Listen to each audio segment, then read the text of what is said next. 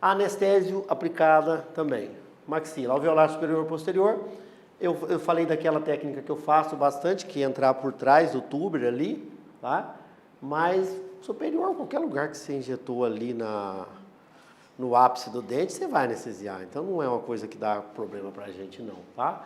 Eu não vejo uma complicação grande não, tá certo?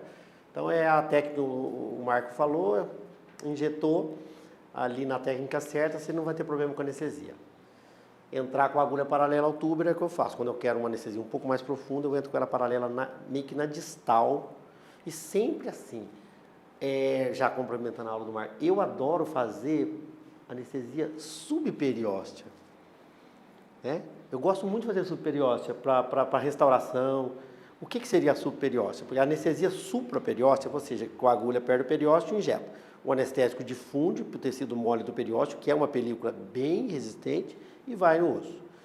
Quando eu vou fazer, para ganhar tempo, eu vou na supraperiósteo, injeto, espero um pouquinho, fez efeito, anestesiou o periósteo, aí eu entro com o bisel voltado para o osso, acho o periósteo e a agulha entra meio apertada. Ah, ali, minha filha, meio tubinho que você pôs anestesia tudo. Por quê? Porque ela fica uma bolha presa entre o periósteo e o osso.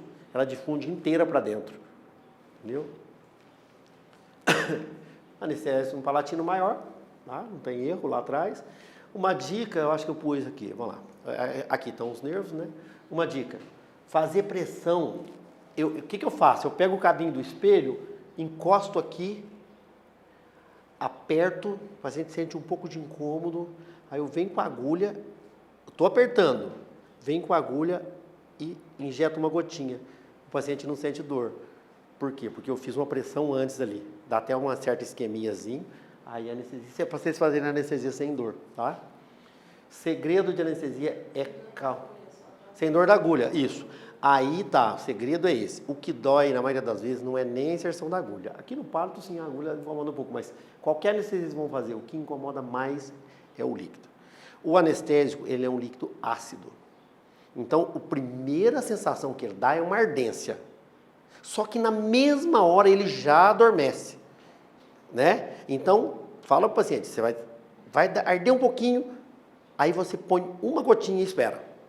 Aí entrando com a agulha mais 1 milímetro, injeta mais um pouquinho e espera. E você vai assim, espera pouco, não precisa ser muito. Vai indo com a agulha, caminhando dentro de tecido anestesiado.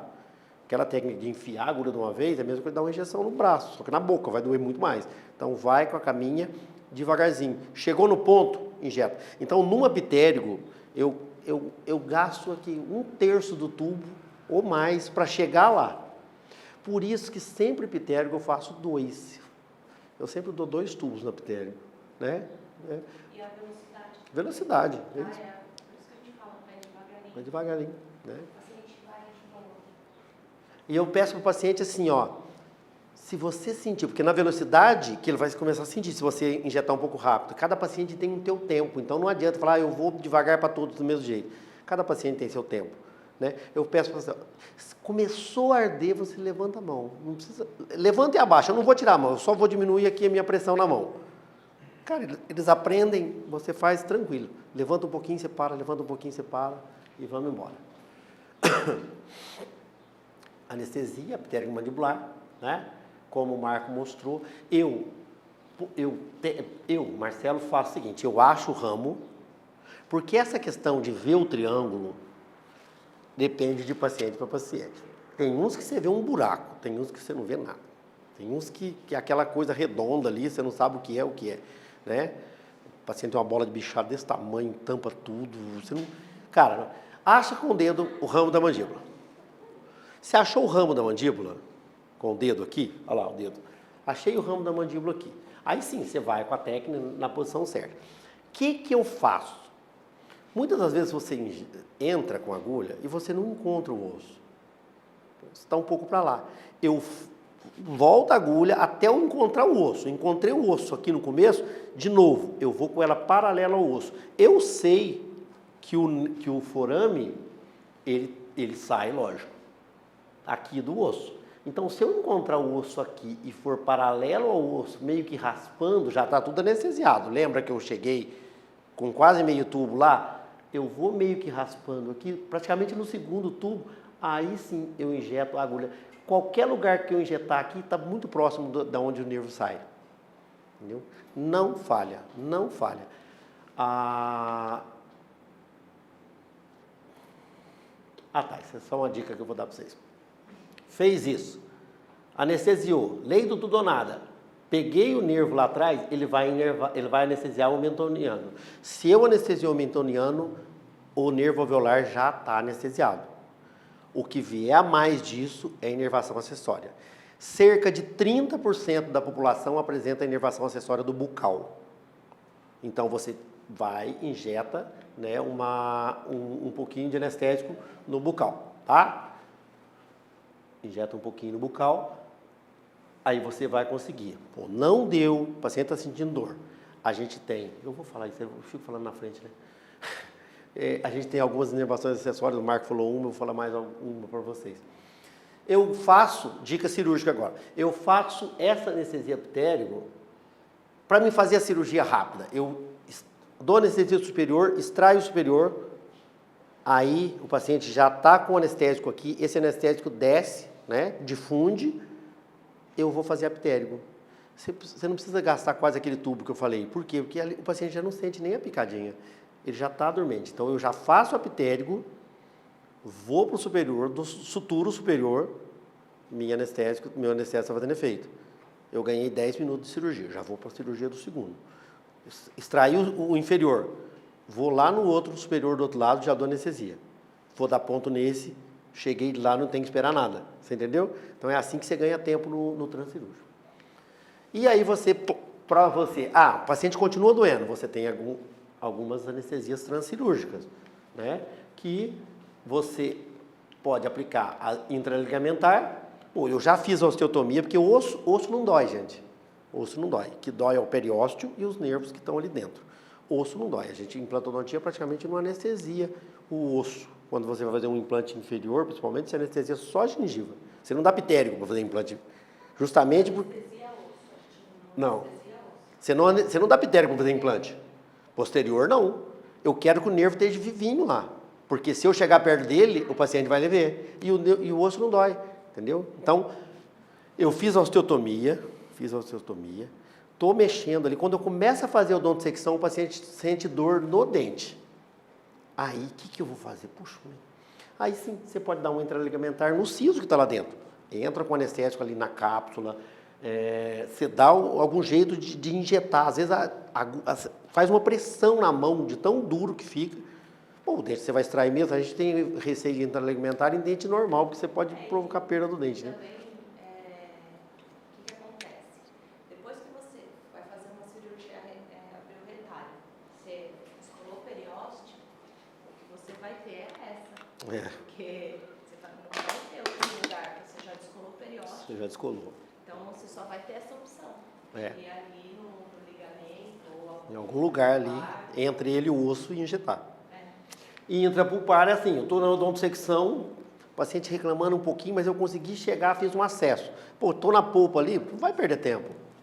Dá um intrapulpar ali, pronto, o paciente dá aquele pulinho e boa, tá?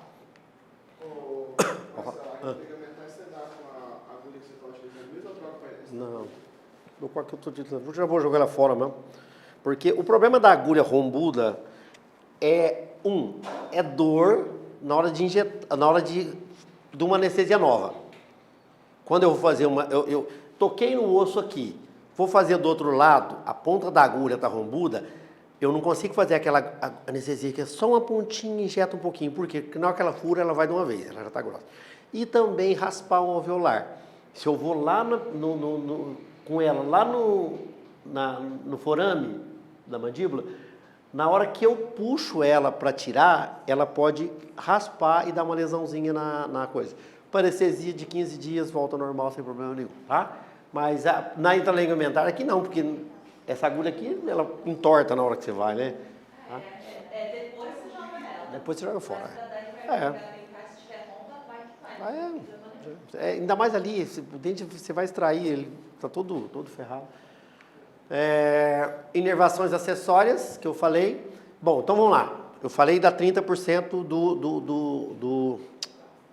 do bucal, não é considerado nenhuma inervação acessória, é uma inervação que ocorre mesmo na técnica, a técnica da pitérico já é isso, né? É pitérico mais complemento de bucal. Agora, a gente tem inervação do milioide, como o Marco falou, e tem mais uma que pega muito a gente, principalmente em dentística e endo, que é a inervação do plexo do nervo do nervo cervical 1, sabe? É um nervo do pescoço. Ele, em alguns casos, ele penetra no osso e ajuda a inervar a polpa de molar inferior. Então, uma dica: anestesiei lá, vou fazendo, faz a milioide, não deu ainda. Entra com a agulha próximo da base da mandíbula, por dentro, lógico, injeta algumas gotinhas. Você sente uma bolinha, o paciente sente uma bolinha aqui, ó. Aí sim, talvez você pegue aquele nervinho que está dando palpite na sensibilidade da polpa lá, tá? Mas em qual, na altura de qual dente? Na altura do dente a ser trabalhado. Molar. Não. Se for no terceiro, próximo. Se for uma endo no primeiro, segundo molar, você vai ali e dá uma gotinha.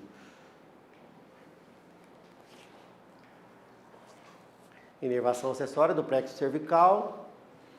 Artigo científico falando dessas inervações acessórias. Esse artigo é de 2021, um artigo bem interessante. Variações anatômicas relacionadas ao nervo alveolar inferior e suas influências nas falhas de anestésica. É uma revisão sistemática, ó. Bem interessante. Então, esse artigo aqui é uma compilação de vários outros artigos científicos. É bem legal esse artigo, viu?